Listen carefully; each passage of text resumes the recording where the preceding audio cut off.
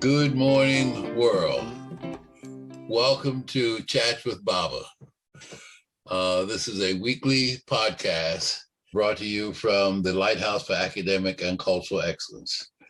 The purpose of this podcast is to inform and empower parents of young Black children. Parents are the first and foremost teachers in the lives of children. And the idea to inform them is to enable them to release the natural genius that's in Black children. Black children have untapped and underdeveloped gifts. The quality of experience and exposure lays the foundation for life. So we want to move from miseducation to education. Our goal is to strive for excellence. And I've said this often, that this is to empower parents of young Black children. That's not to say that what I'm saying is not good for all children. One of the reasons that I've launched this is to figure out how we can enable parents to bridge that gap. And that gap is many Black children have not developed the level of proficiency in reading and math and literacy skills that is absolutely needed. So, I've tried to focus my attention to that group.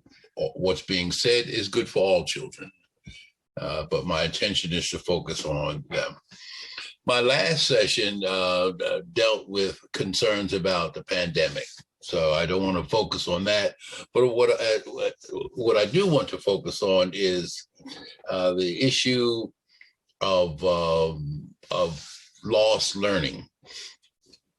I don't want to talk about that so much as I do want to talk about how do we bridge where children are and when school is expected to open in the fall. So today I want to talk about summer activities, those things that parents can do to keep children on task relative to their learning.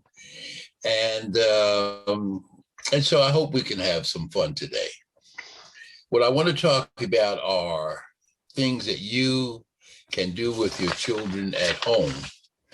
And these are items that, for the most part, you can either find in the home or you can find them in Targets, Walmarts, Publix, Kroger's, Staples, most grocery stores in the school or magazine section. The items that I'm going to talk about, you can get. Remember now, summer is supposed to be a time of fun and relaxation for children. But since this has been an unusual school year, I want to address the kinds of summer activities that you can engage children in that will enable them to stay on task as much as possible. One, you hear the term that's called teachable moment. And what is a teachable moment? Well, when you're observing children, they engage themselves in a variety of things. And sometimes they get stumped or can't move. That's an opportunity time for you to step in as a parent to figure out what it is that's got them stumped at the time and use that as what we call a teachable moment. What I'm going to talk about is for you to have some structured activities where you can engage them. And we want to make it, as I said, fun and relaxation. So I'm going to talk about a number of items that you would want to have, and then we can talk about the kinds of activities that you can do around them. For example, sticky notes, a couple of pads of multicolored sticky notes, straws, tongue depressors, styrofoam cups, food coloring, washable markers, multicolored washable markers, a deck of cards, and even a set of dice. No, we're not setting up a casino, but there are a number of things that you can do with cards and dice. And there are other household items that children love to engage in. For example, paper plates, those paper bowls, food coloring. What I've just described for you would be like a summer kits that you can engage children in. So here's what I'm suggesting. Let's take the sticky notes, for example. You would want to be familiar with the words appropriate for the grade level that your children are in. And there are a variety of sources where you can access those words. Or if you have access to children's books. For example, let's take the word at, A-T, at. So by adding a letter to the word at, you can create a host of words, what they call family words: bat, pat, hat, mat, and so forth and so on. So you can write these words on sticky notes and hide them. Like hide and go seek. We're going to hide these, and you're going to go find them. That's one kind of activity. You can do the same thing with the sticky notes and putting on numbers, and you could play number games with them. So you can have number games, you can have family words on the sticky notes. You can also be creative by having what we call sentence strips, a strip of paper, and you can leave a blank where your child can fill in the word. The blank went to the store. The boy went to the store, or the girl went to the store. At the store, he blank with his money. He bought some food with his money. So what I'm suggesting is that you are creative in your thought processes and make learning fun with the children. The other, and when you do this, have a time when you can engage them, and you're not busy, and you're not just creating busy work for them. So with sticky notes, you can write words on them. You can write numbers on them. You can write other things that involve the children in the process. Let's talk a little bit about straws. You can cut straws up into smaller pieces, and you can match so many pieces with a number, and so forth and so on. So these are games and things that you can play with children. It can be done indoors, can be done in the cool of the morning outside, or it can be done in the cool of the evening.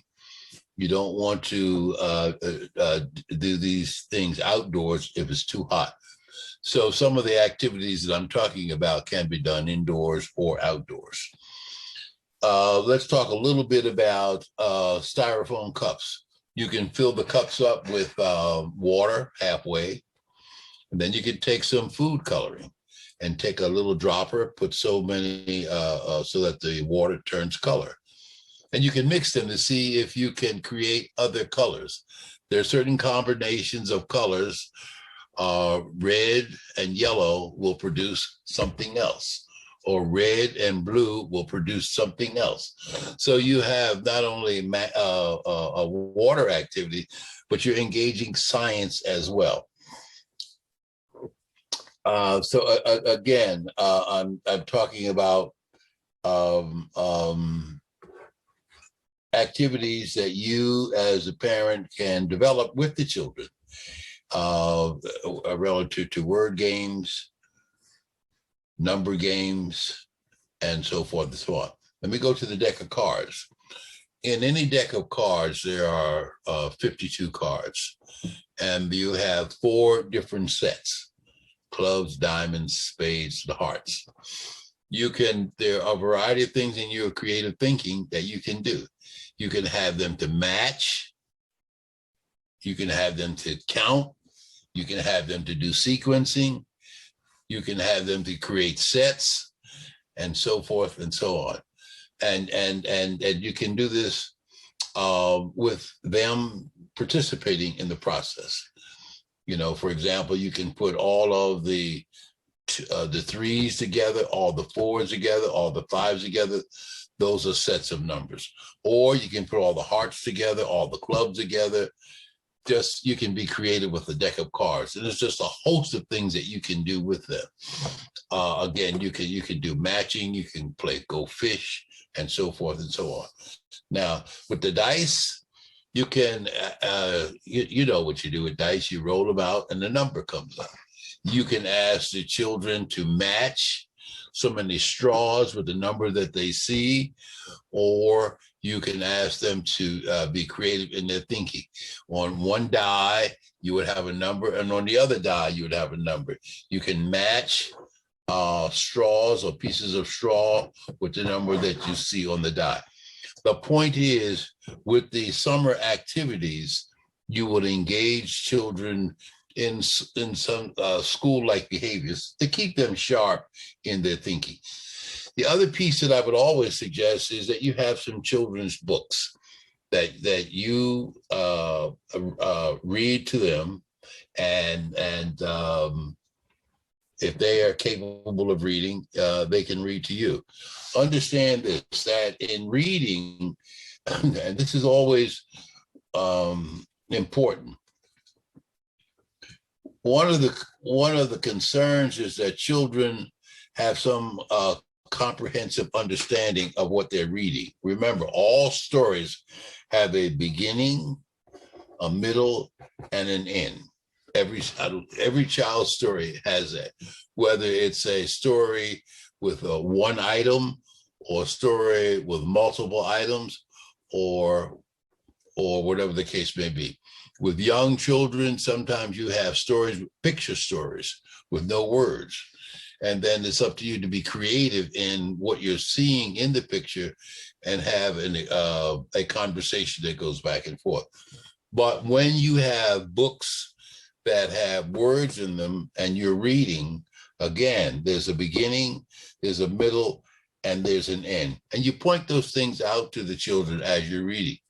This is where the story begins. As you're turning the pages, we'll get on to the middle and then at the end. And you talk about what was it that they read. And also remember that every story has characters. Every story has events. Every story has a situation. Where did it happen? Was it indoors? Was it outdoors?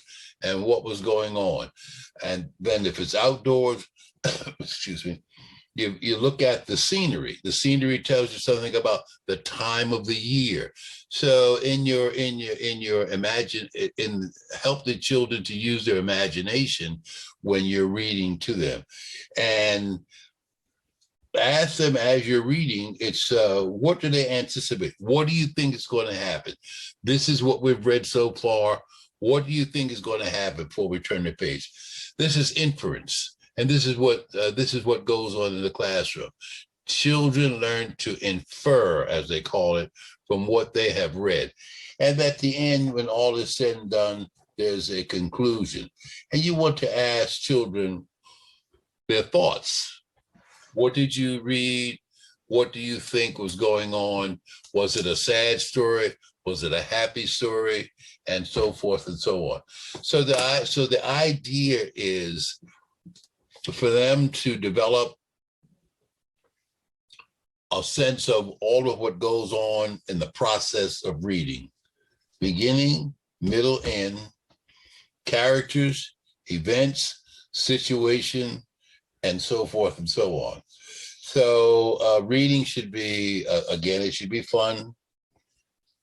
Take your cues from the children, whether they are interested or not. If they're not interested, don't force them.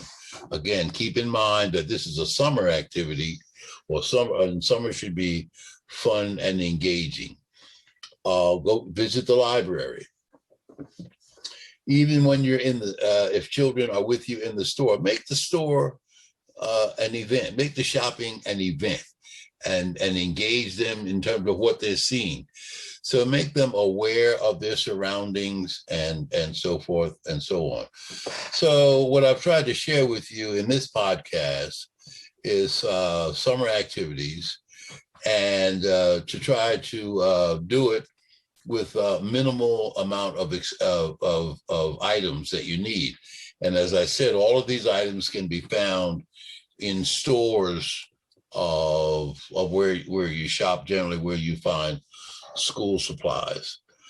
So with this podcast, again, it's summer activities to engage your children in summer fun. Go on my website and you will see some of what I'm talking about in the books that are there. Pay attention to the monthly newsletter and enjoy the summer.